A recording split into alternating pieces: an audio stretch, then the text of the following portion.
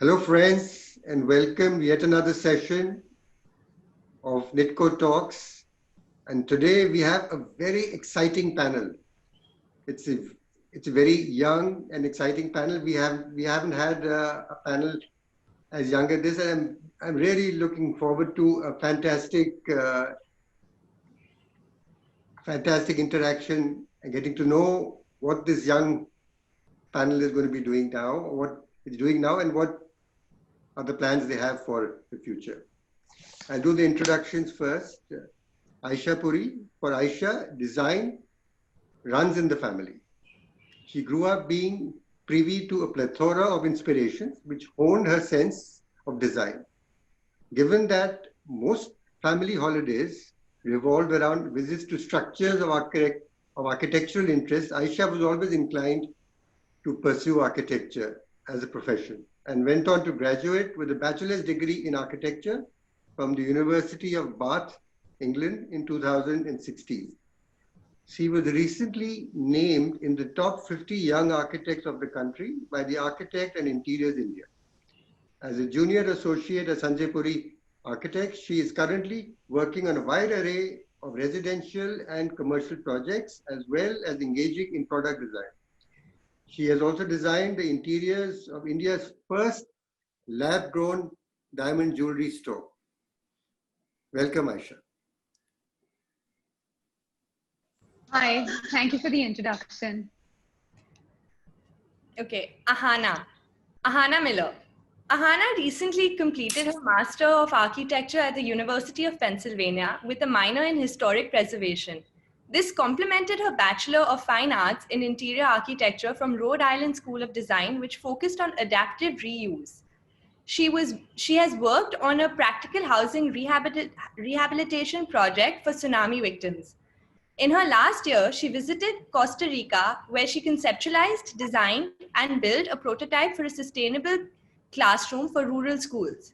She has designed and built furniture for a homeless shelter in Woonsocket, Rhode Island. Currently, she works as an architect at ABM Architects in Mumbai, designing a wide range of commercial, residential, retail, and institutional projects. Welcome, Hana. Thank you, Anika. Thanks. Zoish Contractor. Zoish has done her bachelor's in architecture from Academy of Architecture Mumbai and Masters of Science in Architecture from Pratt Institute in New York. Since then, she has worked at a robotics art fabrication studio, Neoset Designs, in Brooklyn, New York. During that time, she and the team designed a monumental sculpture of 40,000 shell casings for Art Basel to create awareness about gun violence. She is now working on a personal interior project and working as an architect at Architect Hafiz Contractor. Welcome, Zoish. Thank you. Ria Patel. Ria is an architectural designer working at Peacock Tree and Partners in New York. She has been involved in projects such as a commercial tower for the Rockefeller Group in Manhattan, a mixed-use winery campus in Israel, a ballet school in Copenhagen, commercial campuses in New Jersey and Bangalore, as well as residential and mixed-use towers in Jerusalem. Since her graduation from Pratt Institute's Bachelor in Architecture program, Ria has demonstrated her mission to foster sustainability by being an active member of international organizations such as USGBC and IWBI. Welcome, Ria. Thank you for having me. First question to Hana. Hana, what was your inspiration to choose the field? Answer carefully. I said what and not who.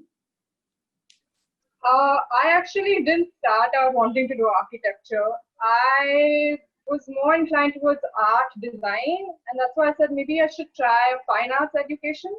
So my initial sort of inspiration was that. So that's why I chose to go to RISD, being one of the top art schools. And in the first year, it was an exploration, so you aren't thrown into your major right away. So you have a year to choose what you want to do. And interior architecture and adaptive use sort of spoke to me. I explored graphic design, I explored painting, and then that's what I ended up choosing. And then after graduating, I still didn't want to do architecture. I said adaptive reuse is something I'm interested in. I'm going to pursue. I worked with Brinda Sumaya for a little bit. I worked with my father for a little bit. And then through my work experience, I kind of understood a little bit more about what the architecture field is. Very different from interiors, different scale, more facade related. And I think, I don't know, along the way, I just somehow found myself thinking about doing a master's in architecture. So I applied, I said, let me see what happens. So let's see where we end up. And I got into UPenn. And one of the good things about UPenn is it had a minor in historic preservation. So that's again something I'm interested in, connected to adaptive reuse. So I think I found the path to architecture by myself. I remember I had a few arguments with my father. He's like, why aren't you doing architecture? I said, no, it's definitely in the beginning, it was something that I didn't want to do. But I think at the end, wherever I ended up doing it, I think I'm very happy with the decision, and I'm glad I came to it by myself. Great.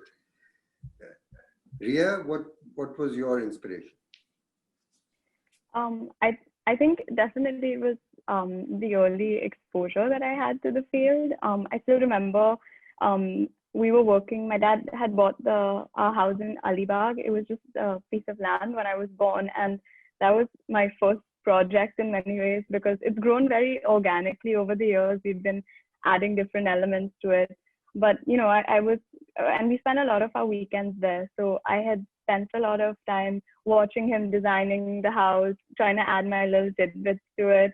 But also I think it was just the fact that I felt like as architects, we can really shape the way communities come together and affect people, how people live and work every day. And I think that's what really made me feel like this is what I want to pursue. Right. Aisha, would you like to add your inspiration? I think it's safe to say, judging from all the panelists here, that obviously our parents all had a very important role to play in us deciding our profession. I think that we've all been fortunate enough to have that exposure to design at a very young age. You know, whether it's accompanying our parents to site or whether it's going on a holiday. You know, a lot of our holidays were actually planned around which buildings to visit, what we wanted to see. You know, if we were in Italy, we had to go to Rome to see the Maxi Museum. So it's all these little things which played a role in sort of honing a design sensibility in us from a very young age. Also, all of us have gone to the same school. We all went to JV Pettit, and it was a school that put a lot of emphasis on creative thinking for young girls. So at a very young age, we were exposed to creative thinking, and I always loved art and creativity from a very young age. So I think when the choice came to decide which profession I wanted to do, it was pretty set in stone for me at the point that I wanted to do architecture. So, in fact, since Aisha brought up the art part of school, I used to look up to Hana's art skills in school also. But yeah, it's just, I think even I started off knowing that I was going to do something design related, but absolutely not wanting to do architecture in the beginning because it's just like, oh my God, that's just so obvious. But then it kind of grows on you and you understand that with an architectural education, it opens up so many streams that it makes you think about. It makes you think about art, history, even smaller things like texture, quality, like it's just everything all in one. So I think that's what really made me choose architecture over doing something else. Yeah. It's quite similar. Yeah. Quite a similar response from all of you. And would you all like to talk about some project that you really enjoyed working on and why? We can start with Zoish. Yeah, sure. So my time in New York after doing my master's was really interesting because I worked in a robotics fabrication studio. So was a completely different experience to anything that I had worked on in Bombay. It wasn't architecture, it was an art fabrication studio, but it led me to thinking about ways in which, or new ways in which new technology can be used in architecture. So I'd like to show you a few photos of the project. So this was the robot that carved the aluminium sphere. It's cast aluminium.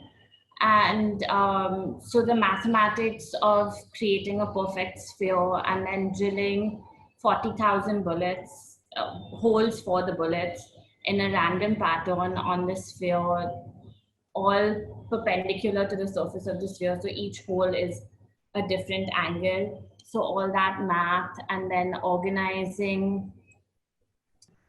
How did you decide to work with the robotics fabrication studio? Like, did you study robotics, or where did the interest come from? So I took a class in college which was on advanced media and advanced methods for architecture. It was just a class that we had. And our teacher exposed us to robotics, and that's how I got introduced to this studio, and we took it forward from there. And he offered me a job after I did an internship there. Oh, wow. Okay, so this is the robot that we use to drill the holes. These are the bullets. Each bullet got spray painted, and so that they wouldn't tarnish over time. And this is the work in progress. So the bullets get stuck onto the aluminium sphere after the two halves are attached together. And we stick the bullets by hand. That's a close up.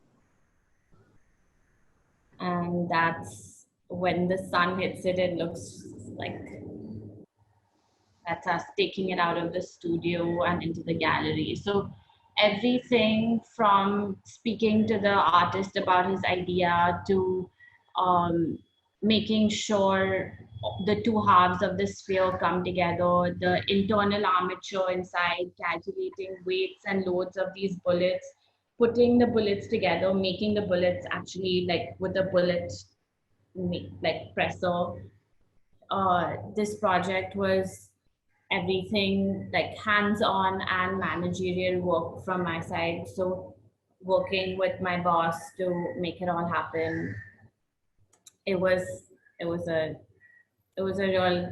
really amazing experience, especially since this was the last project that I worked with Neoset on. So It looks amazing. Like installed, especially, it looks really, really cool. that's the project in the gallery. And how long did you work on this? It took from the beginning, I think about like 4 months. Yeah. So it was like full time. It was like full time at Neoset Designs. Yeah, so I was working there full time after I graduated from architecture, and yeah, there were other projects at the studio at the same time, but I was mainly working on this one. Right. Aisha, would you like to take us through some of your favorite project that you've done and you would really like us to see, and you enjoyed, and why you like to do it? If you can tell us about it, and if you have pictures. Yeah, actually, you spoke about it in the introduction. It's the first lab-grown jewelry store in India. Basically, it's this showroom for this brand called Vandals, which is the first lab-grown diamond brand in India.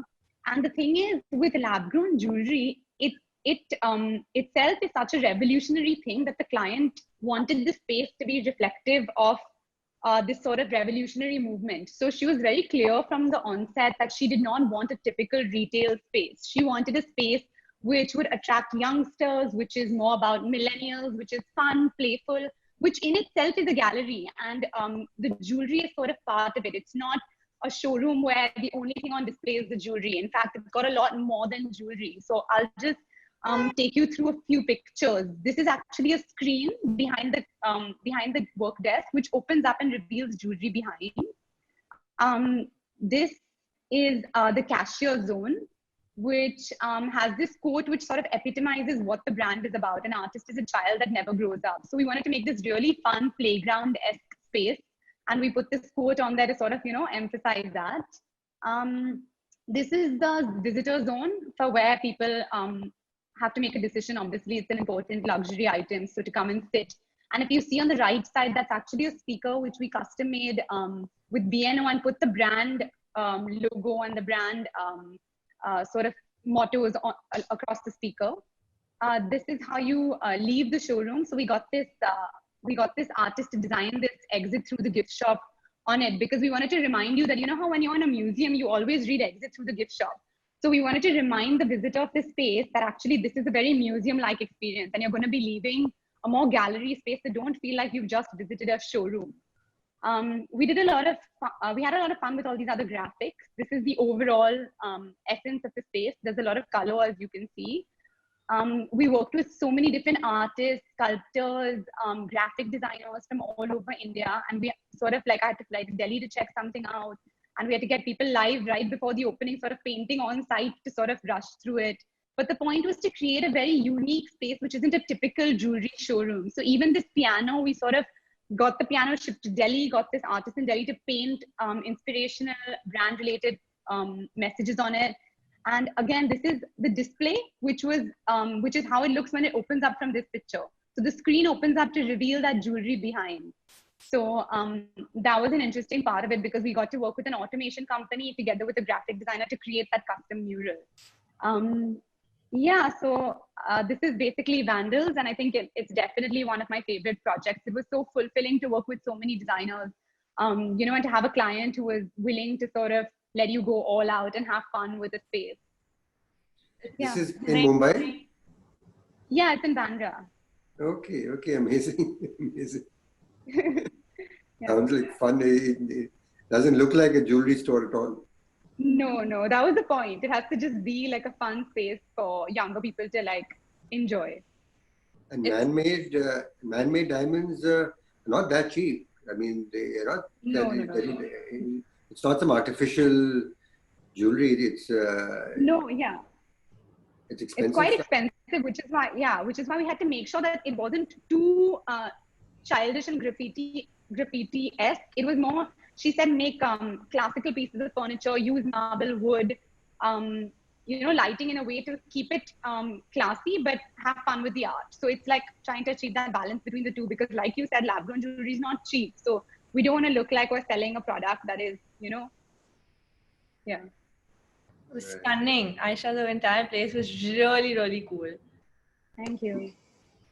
How did you get the inspiration, or how did you conceptualize the place? How did you think of these colors and these artworks, and what was going through your mind? So actually everything has a meaning behind it. For example, the colorful wall mural which I showed you, it was actually we wanted to make it seem like, okay, you've stopped, you need to get out of that bubble of wanting typical jewelry and enter a new world. So this whole world was called the Vandals world. So we created this world as something that the client envisioned her dream world to be. So that's what the whole art mural was about.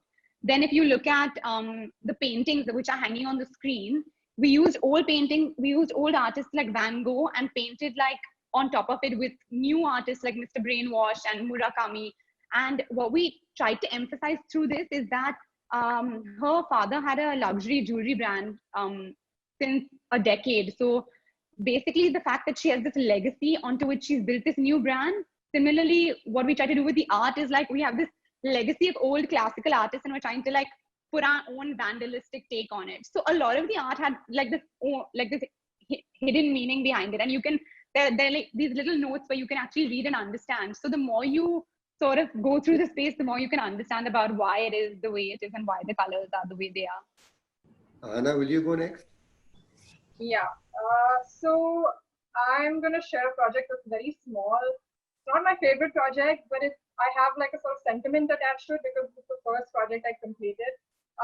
So my dad had just finished designing the art wall for the T2 airport, and they wanted to create a museum store that could sell products from artists, designed by artists, also products that they could collaborate with local artists and create something that was very different. It's like a MoMA store or, like a Met store. So I'll just share my screen. So this is the store, very tiny. The idea was to have fixed shelving on all the walls and keep the center space very flexible. So you'll see many of the photos of furniture move around, and this is sofa. So I'll quickly run through the images. Very simple. They wanted the products to stand out, so everything is sort of white, black, wood, the same wood used everywhere. So these are phone photos, so they're not great. But yeah, you can see they've added a sofa in. We gave them options for furniture. They could move it around depending on how they wanted to use the space. And then next door to that, they had a smaller space which they wanted to use as an art gallery. So they could show artwork from local artists. So these are some prints that they got. This space was again we kept it empty. Just had two walls, plain walls, wooden flooring, nothing over the top. And then as a second part of this project, since they wanted to sell artifacts and items related to the artwork at the airport, they asked me and my sister to design some products based on that artwork. So this was very fun to me. So we took the artwork, we manipulated it, we tried it on different objects. There are many things that we did. I'll just show you a couple. What is this? What was the one that you showed before? This was the box. Oh, but you can sit on it and stuff? No, this is like a jewelry box or something. Okay. They're very small products. So we had like different things. We had watches, umbrellas, notebooks, wallets, jackets, scarves, umbrellas. This is a notebook for the same artwork. So when you see this artwork at the airport, it's very different. So we decided to sort of change it up a little so it keeps some of the elements from the artwork, but it's a little bit unrecognizable. This was an umbrella. This artwork looks very different. We just made a graphic from it and put it on the umbrella. So, So you were actually designing products for them as well? Yeah. So with the store, they asked me to design the products also. So that's why I was like a little bit of an attachment to this project. And then these were the artworks. So they wanted to sell the prints. So taking permission from the artist, so we cropped the artwork strategically, planned it. We made like a lot of prints so they could sell those. This is a wallet. Again, this artwork is very different. Doesn't look like this. It's not black and white at all. And then we just, we made it look like an illustration. And a watch. Yeah. How has it been received by the people who've been going there? So it actually closed down because of the lockdown.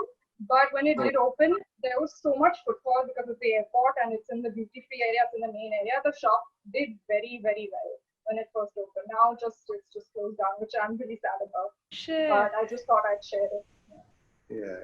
No, but I'm sure next few months, 4-5 months, things have to get back to normal. I mean, for sure they will get back to normal.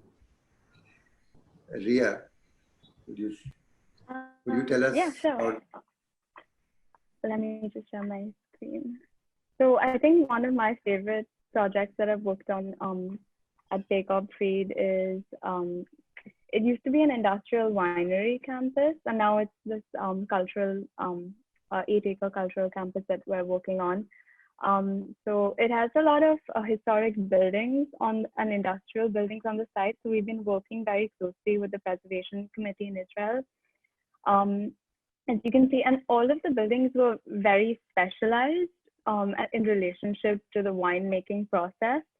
So you have a distillery building, you have a building where the wine barrels are being stored, and all of that is being incorporated into this plan that we're creating, where we have high-rise residential buildings, commercial building, and a lot of retail in the space. So this entire campus used to be closed off to the public, And in part of this development, it's really about opening it up and allowing a lot of public space in there, and for people to really enjoy this cultural element of the winery. But in many ways, it's preserving the historic winery building and repurposing it with these retail elements. So this is the site what it was before. So you can see some of the old structures on the site, which is the main winery building, a cognac building, a distillery building, and this is a version of what we're going to be doing with this site. As you can see out here, we have a rendering where you can see the 3 towers that are going to be coming up and a commercial building.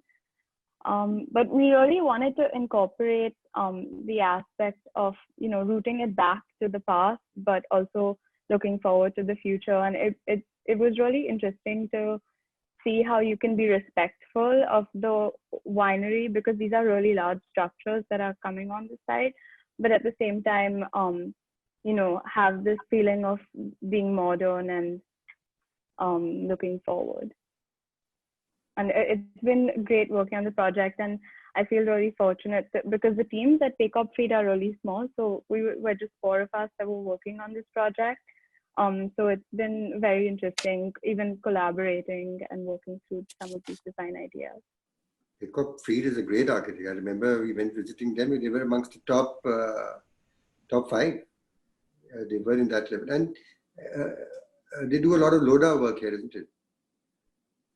Yeah, well, in Mumbai, we've designed the World Towers, and I've been working on a new commercial tower in Lower Parel, and we're currently working on a mixed-use commercial campus in Bangalore. Yeah. So how long are you planning to remain in New York, or are you enjoying yourself there?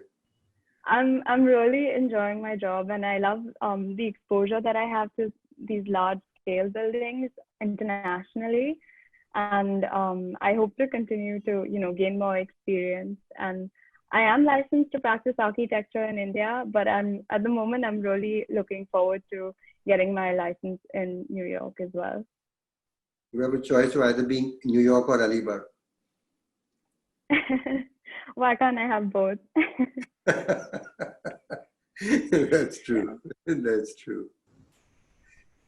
Ria, I wanted to ask you how it's different, like working there. How is it different to, say, working at your dad's firm? I was going to ask the same thing. Have you ever worked? Do you know what difference that is, or what is the? So, I mean, so I have worked with my dad. We had worked on a Alibag home together last year. And it was interesting because I had already worked at Take Up Feed for some time. So I had picked up, we go through virtual reality models, and it's quite frequent when we're having client presentations. So we had the clients come in Mumbai, and I was at DSP and I got asked this Oculus headset. And it was so much fun watching the client. They were so excited to walk through their Alibag house and, see what their bedroom's going to look like, what their pool is going to be like. It was very exciting. And what I like about that is he's very open to new ideas, and he gives me room to even, express myself and bring in new stuff. But I think it's been great at Take Up Feed. Yeah, I've been learning from so many great mentors, and we have an incredible portfolio of projects. So I'm really happy here.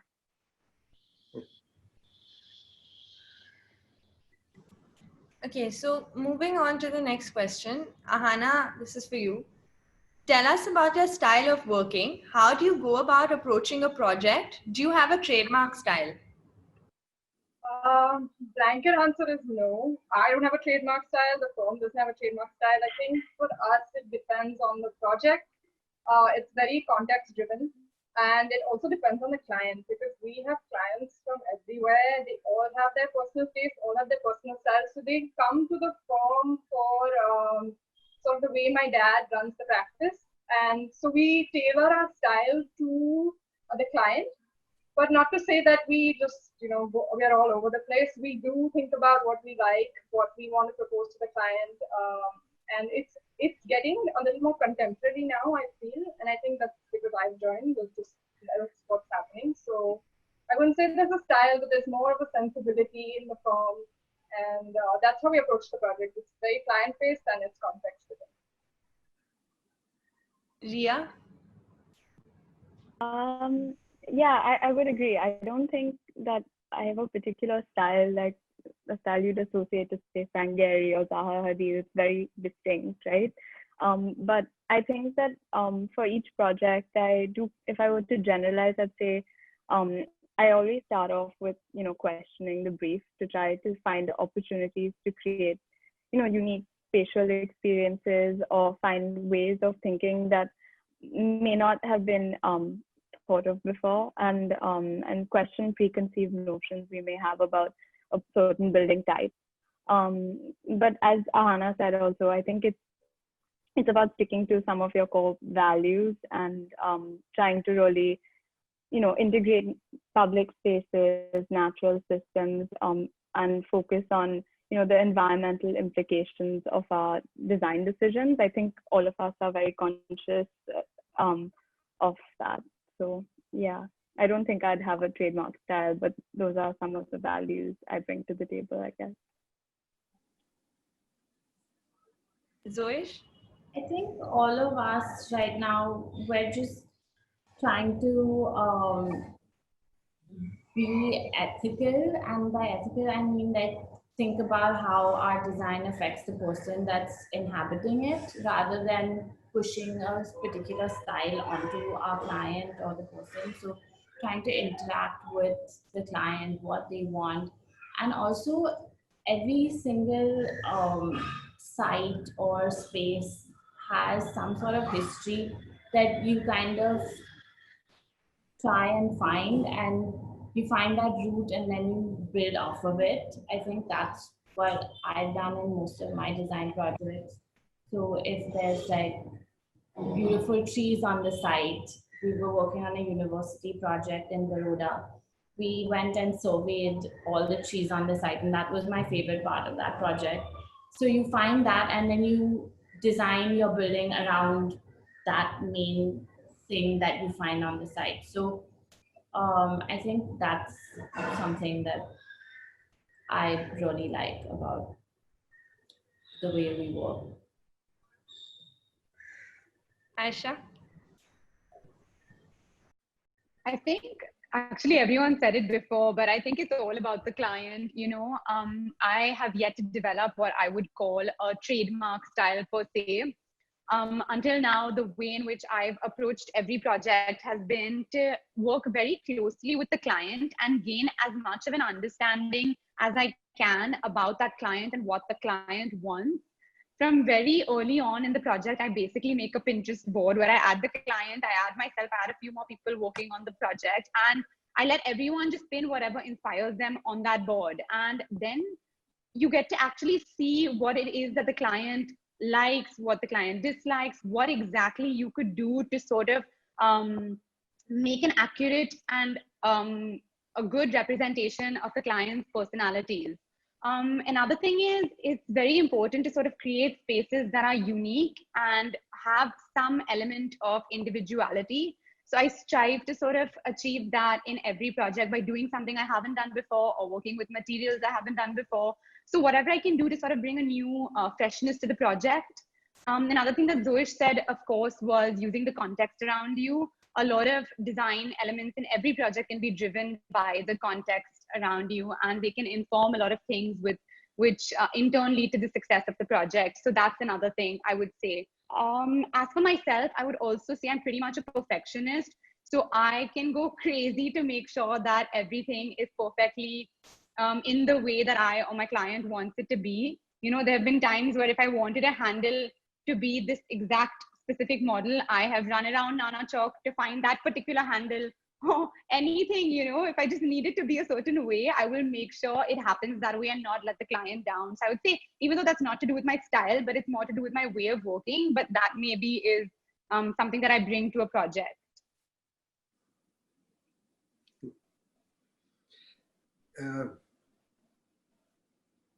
Aisha, how different is practicing architecture from studying it? Are there things that colleges should be covering that they currently are not?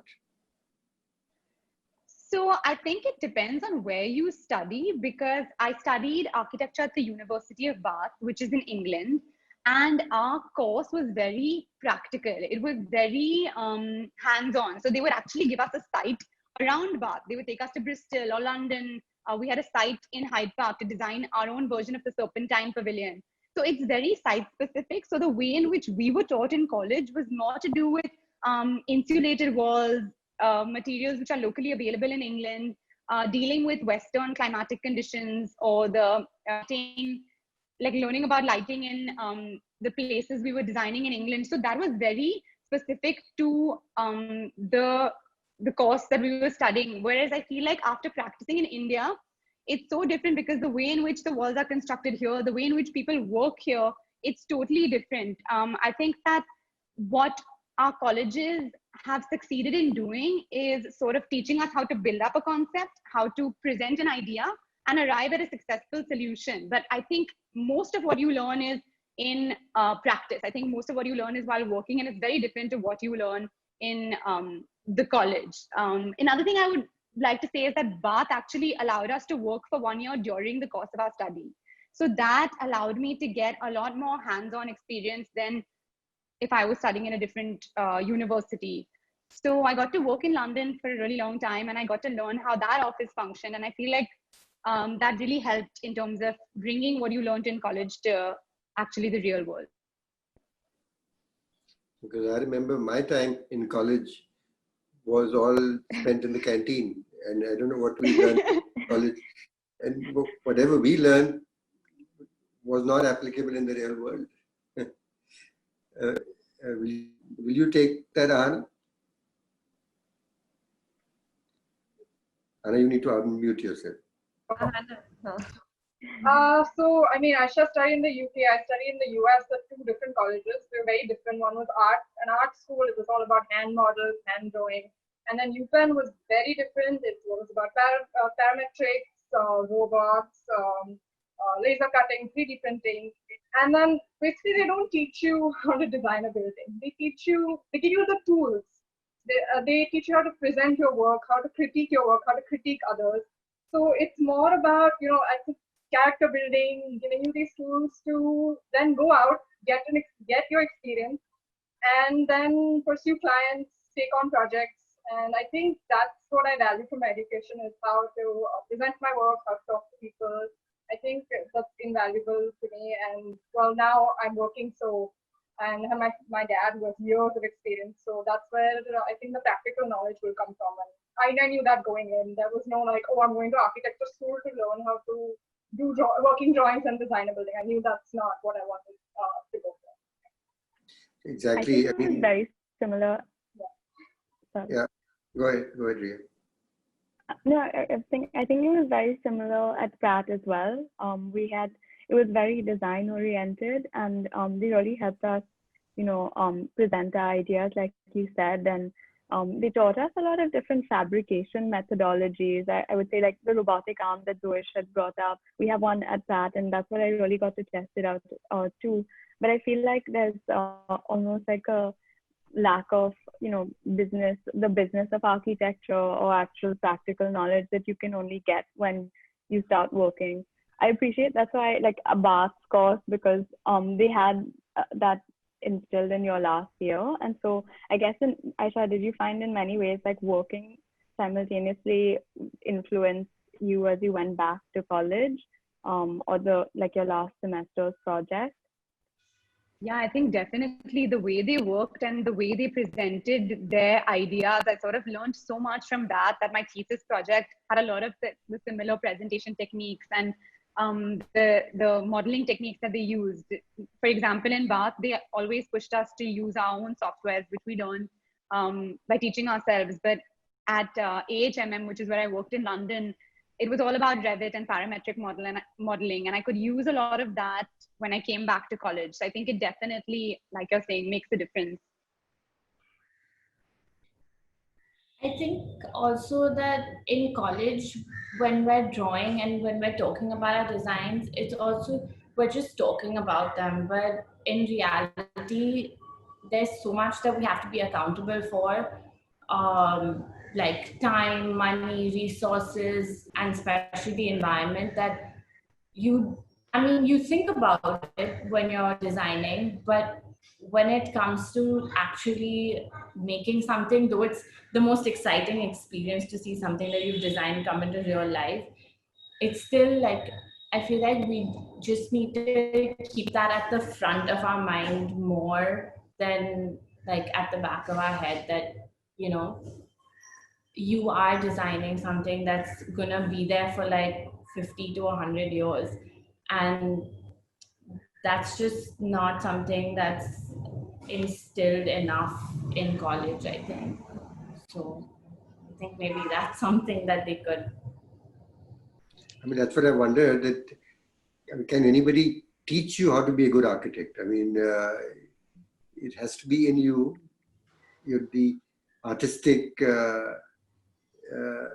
thing has to be within you, that you would become a good designer, and it will just come through. I think they can just kind of channelize you, as you were saying, using tools and presentations and critiquing others' work and people critiquing your work.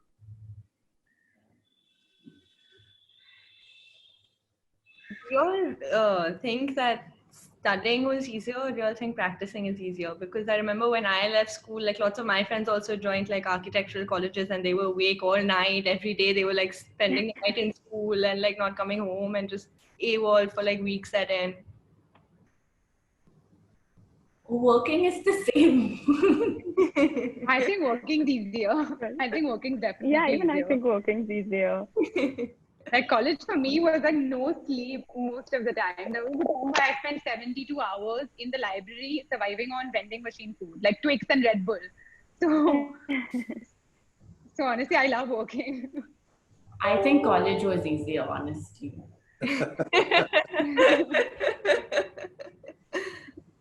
Okay, so moving on to the next question. This one's for you, Ria. So all of you have parents practicing architecture. How would you say your style differs from them? It could be in terms of design, it could be in terms of running a firm or practicing, anything.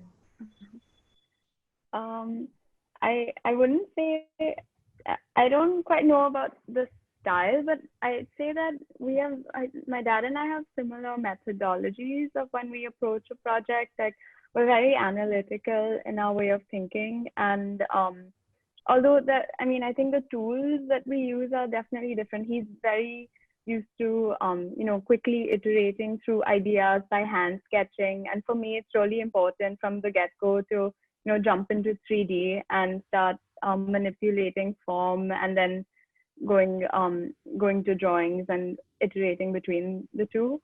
But yeah, I think our sense of approaching a design is quite similar, and we're very conscious of how our designs are going to impact the community around. And yeah. Interesting. Aisha? I think, okay, because she didn't talk about style, I'll talk about style. But I think my father's style is very unique and very bold, and no two projects of his ever look the same. He has a strong sense of individuality that I strive to achieve through my work in the future. My mom, on the other hand, is very clean-lined in her approach, and she prefers sort of straight, simple geometry. Even their working styles actually are quite different. I think my dad would take like a few minutes to finish sketching an entire building, and it would probably take me like a month to do the same. So I think we're pretty different, but fortunately for me, I think being under their guidance, I've been able to sort of pick up the clean, minimal aesthetic of my mom, and to sort of the drive to create something unique is definitely from my dad. So I would say I'm a mix of both of their design aesthetics, but I'm still on route to sort of figuring out my own ideology or aesthetic, if you call it. Noesh?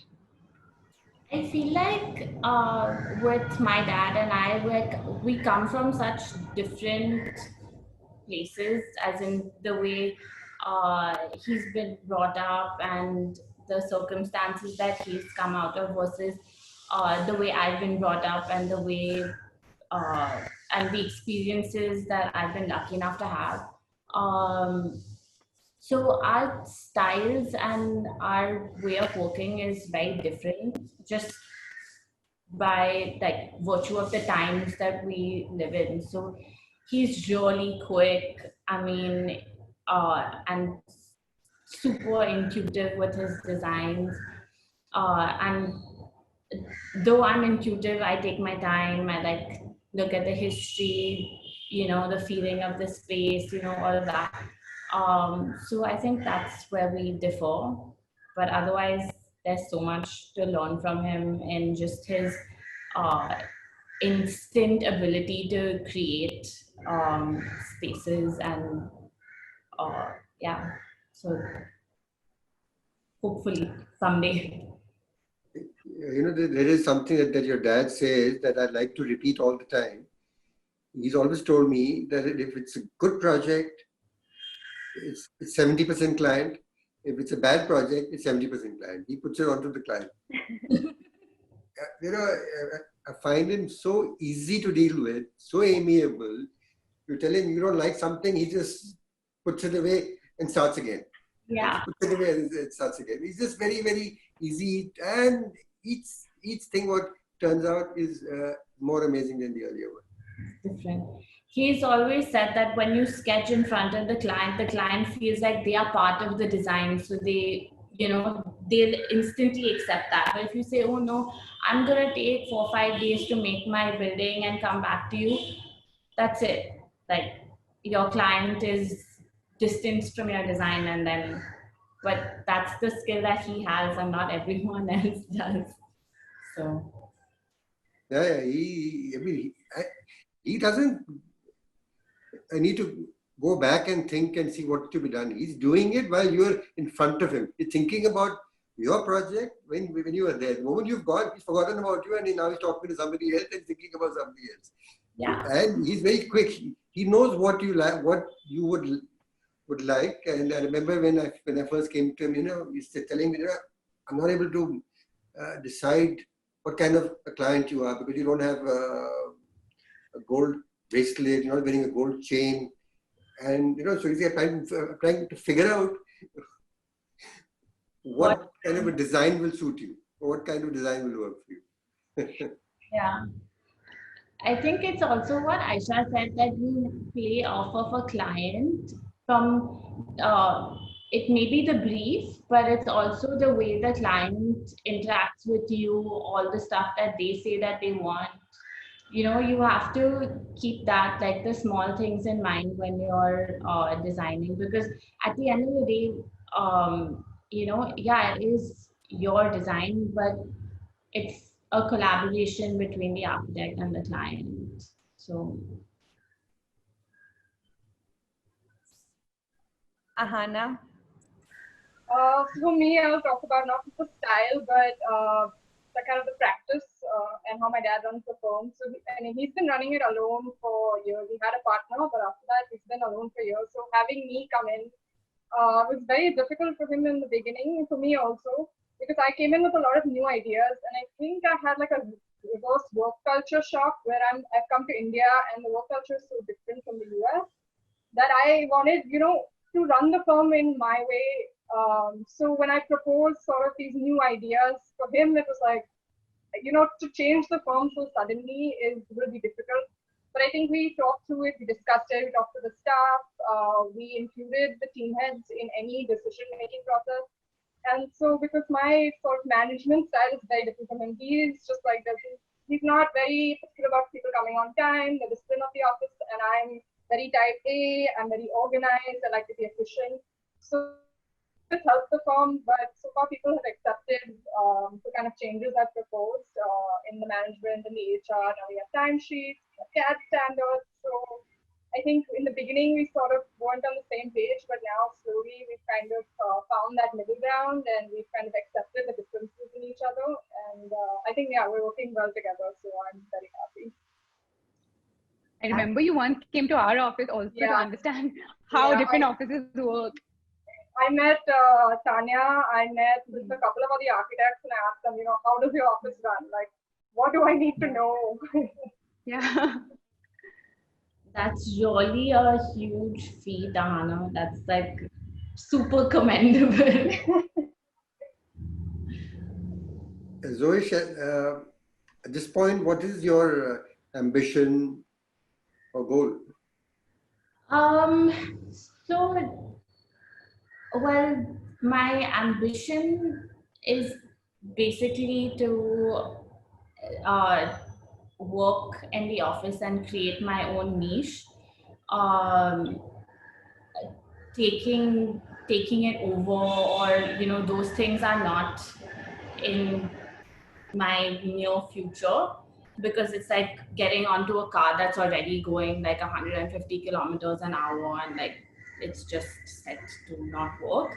But I think my goal would be to be able to carve out a niche for myself within the office that that speaks to me, and that I can introduce my own style into using new technology, using new materials, like basically an experimental wing to AHC, hopefully. So I think that would be my goal for the near future. Great. Ria, you'll go next. You'll have to unmute. Yeah, so before I joined college, like I had seen, the kind of projects my dad was working on, and I had always dreamed of trying to, work on this large scale. And I feel really lucky that to be working at Peacock Freed and learning from some amazing peers and working on projects internationally. And I want to continue down this road and learn and grow and get more experience working out here. My immediate goal, though, is to get my license in New York, as I said previously. But yeah, that's where I am now. Let's see where it takes me. Great. Hana? So for me, I think it's, I've worked on a lot of small scale projects, and I do want to try some large scale projects, which are in the pipeline currently. And I think it's also about, as Ria said, getting experience, practical experience, because most life has been just education, and I just want to get my hands dirty a little bit. And my dad, I don't know how long he'll be working for. I don't know how he plans to retire, but he has so much knowledge that I feel like I just want to learn everything from him. So that's my immediate goal. And then I know I want to add a little bit of myself to the firm, make a few changes. Changes take a bit of time. So I'm just being patient. Yeah, we'll just see where this goes. Aisha. So I think, like Zoish said, at this point, what is important for me is to sort of understand who I am and what sets me apart, and be able to capitalize on that. Because every good architect or designer has something about their design style that sets them apart, and people approach those designers based on this. So I think my goal is to basically develop my own aesthetic while staying true to our firm and its design ideologies. I think right now I'm still in the process of sort of figuring out what my design style is. And with every new project that I work on, I try to learn as many new things as I can to be able to understand my own aesthetic better. So my eventual goal is to basically be able to continue to experiment and to create new things, whether it's products or spaces, but to do those things in a way which is true to myself, so that anyone who would see it would be able to recognize that it's my work. Yeah, basically. What kind of products do you like to focus on? So actually, whenever there's a project where I feel like it needs something unique or something custom to that project, I would try to design it myself, whether it's an item of furniture. For example, right now, this house I'm doing in Marine Drive, they wanted this storage outside in the entrance lobby for people to put their shoes, but I wanted a sculpture. So there was this huge debate. Like, I was like, you can't waste this on shoes. You want this lobby to have a wonderful sculpture. So ultimately, I ended up designing a sculptural unit where you can also put your shoes. So I think it's something like that. It's just basically sort of using your style in a way to sort of create unique products and spaces. the shoes thing is quite Mumbai and quite Gujarati as well. Yeah, yeah. They're actually Gujarati clients. Now that you mention it. Okay, we'll let the audience. We have some audience questions. Anika, what are the questions? Okay, so one question has been asked by Atul Date. How do you handle design changes midway through the project execution life cycle? And how do you ensure costs are within control for interior projects, more so in current times? Anyone? I'll answer this.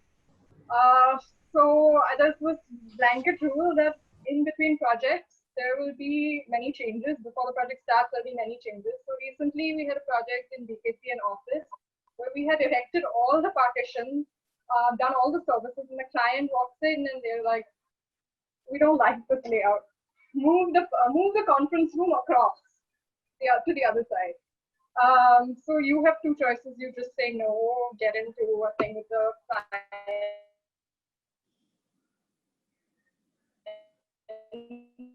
So you can say, okay, we'll do it. We were at a point where the finishing wasn't done, so we were able to demolish the partition and then do all the services. But we charged a little bit extra for this. So I think that kind of made up for that. The project got delayed, obviously. And costs, we're very transparent. And I mean, it just depends on the project. We try in the beginning to ask the client, what is your budget before we go ahead with anything. And my dad is very good at value engineering. So he keeps that in mind. And I mean, our projects have very tight budgets. So just with that experience, he's able to cut down the costs, propose new materials, speak to vendors, find solutions, and yeah. Okay, great. We have a surprise for you guys now.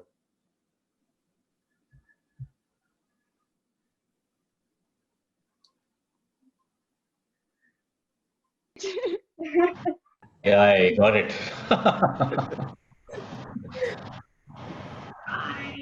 You guys have just been talking. So do I get to ask each one of you one question? Go for it. Sure. Yeah. Okay, first question. Zoish, if you could collaborate with a fashion designer to design a project, which fashion designer would it be and why? Wow. I'm not going to think about this much. The first fashion designer that came to my mind was Alexander McQueen. I don't know, because probably house is so architectural and so over the top, and my style is minimalistic. Your voice is breaking, Zoish. I was saying that the fashion house is so over the top and extravagant and architectural in a way. And my style is very minimalistic and kind of happy. So I think it would be a stark contrast and it would be really interesting to see. Yeah. Sounds good. Okay, so Ria, if you got a museum to design, this question is to Ria. If you got a museum to design and you could collaborate with any architect in the world, which one would it be? DSR, hands down. I mean, take up feed as well, but yeah, Jalaska video. Why? Have you seen the Broad or the Shed? It's beautiful. I think they're very forward thinking and they're not afraid to experiment with different materials and technologies. And also, yeah. That's a good answer. Yeah. Very good. Now, okay, let's ask Hana next. If you were going to take up the office, like right now, first 3 changes, what would you do? I would make Saturdays non-working. That's my top change. I don't want to go to work You mean you on work on Saturday. Saturdays? You work every Yeah. Saturday? We work half day every Saturday. Oh. I know it's a very strange change, but that's the first thing I would do. Another change I would make is we have multiple levels in the office, which I don't like. It's very difficult to collaborate and work with the different teams, which is running up and down. So I would put everyone on one floor and then kind of just work with them. And I would also move my dad to that floor because he sits separately. He has no idea what's going on. So I think it's better if we all just work together. I think it would be a much better floor plan. I don't know about social distancing, but that's one change I would make. And the last change, actually, I don't have a last change. Okay. This question you needed to ask Aisha. Yeah, that's what I did. That's why I didn't ask.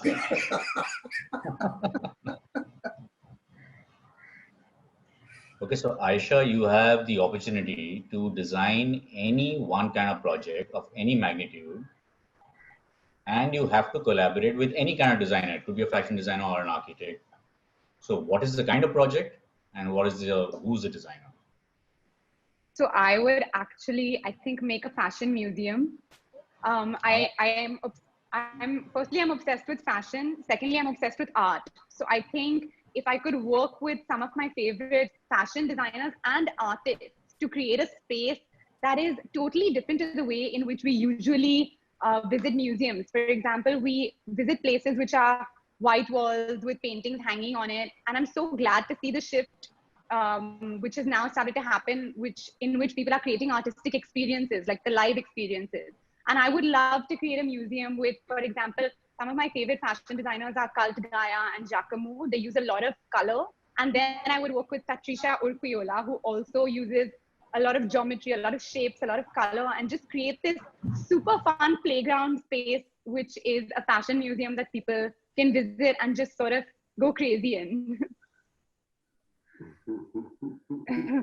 Well, that's interesting. So are you giving me the project if you get it? Of course.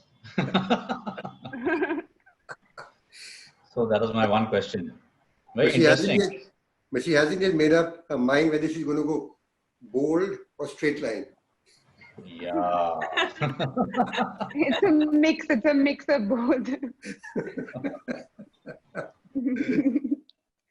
Thanks so much for coming on, Sanjay. I thought I'd surprise the girls, the exciting talent we have, with your questions. Yeah, it was very interesting listening to all of them. Yeah. Very interesting perspectives. Yes. Okay, cheers. Bye-bye. Thank you, Sanjay. Bye. Okay, last a couple of questions. Yeah, so Anisha, we exceeded the time. We almost hour and 15 minutes. So we can take the last question. Someone wanted to enter the room. Hi everyone, I'm Ahmed Alal. I'm in my second year at Cal Poly. Now I'm moving to my third. What is one piece of advice all y'all would give me, with the rest of my 3 years in college? What would you do differently? And what's something you really wish you could have done? I think an important thing in college that I wish I would have done was learn many more softwares. I think there's like a bank of softwares which allows you to create designs in new ways, which everyone doesn't have access to. And being in Cal Poly, I'm sure you have access to these amazing softwares which you can sort of learn to use, whether it's modeling, whether it's parametric design, BIM. Just learn as much as you can as early on. And whatever holidays you have, whatever breaks you have, try to work with different firms to be able to understand the ways in which firms actually work, so that when you're going into your final year or your thesis year, you have all that knowledge base with you. Yeah, I would add to that thing, definitely get as much experience as you can working in a professional office. I feel like I learned so much more about time management, and after working and interning, you become more organized. And I was really happy that, I was working part-time for my last semester in college, and it just helped me stay a lot more organized. and it kind of felt like the deadlines of that didn't seem as overwhelming as they would have otherwise, because I mean, I was quite grounded to the real world at the same time. So definitely get as much experience in as you can. Also, I would like to just add two things. First, really pay attention in your services classes, because that helps in design a lot. And you're not like sitting in your MEP meetings thinking or like learning at that time as the meeting is going on. So that's one thing. And also the second thing is sometimes teachers discourage you to do something because of a preconceived notion of theirs. In college, I think you should try and explore as much as you possibly can. Just explore. Yeah. So that's my 2 bits. And I'll just add, I think you guys covered most of it, but yeah, the time management is very important. I never pulled any all-nighters, and I did okay. And it's important sometimes to take care of your health. Make sure you're going out, you're eating well. I think people just forget about that. So yeah, that's what I have to say. Well, I think that's about time, all the questions that we could take. And thank all of you so much. This was exciting. It was different from all the ones that we have done until now. And I think the audience also really enjoyed it. We had a big audience, and we're going to be lot more that have been watching on Facebook, and we'll continue to watch it recorded as we have the recording on Facebook. So all the best, Ria. Enjoy yourself, and all of you have a great time. Thank you so much for coming on and making this a really exciting interactive session.